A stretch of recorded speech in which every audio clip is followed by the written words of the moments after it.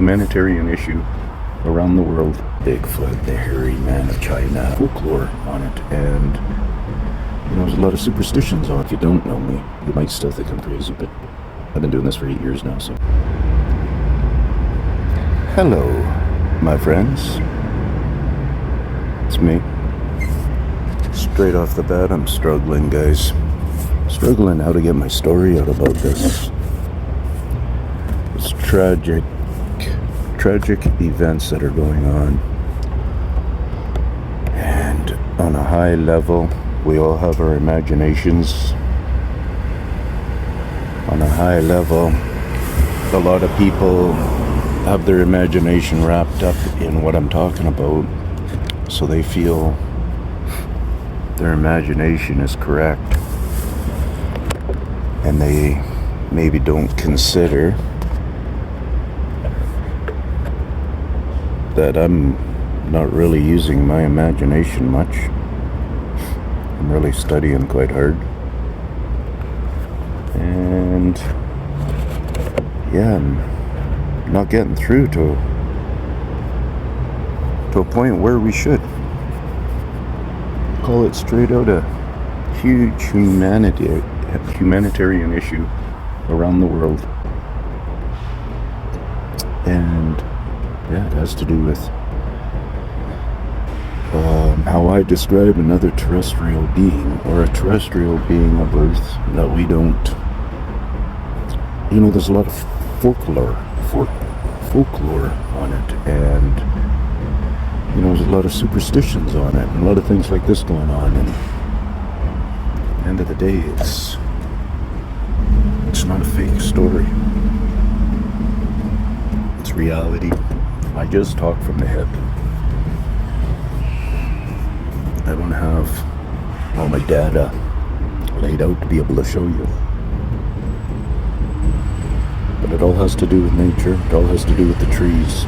So if you happen to be a person that's noticing the trees being very green, being very full, it can be the opposite.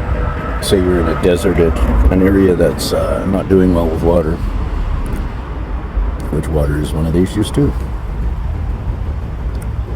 We think humans are controlling so many different climate things, and you're going to be very surprised when you realize that these guys control a lot of stuff, or involve a lot of these guys that I call the supernatural beings.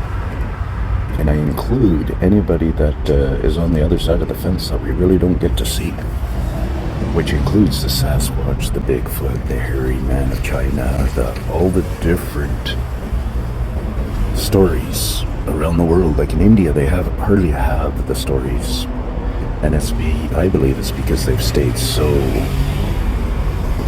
well hidden, which is confusing because it really almost seems like their culture is to tease us a lot. I mean, you tease a human a lot. A human thinks a lot.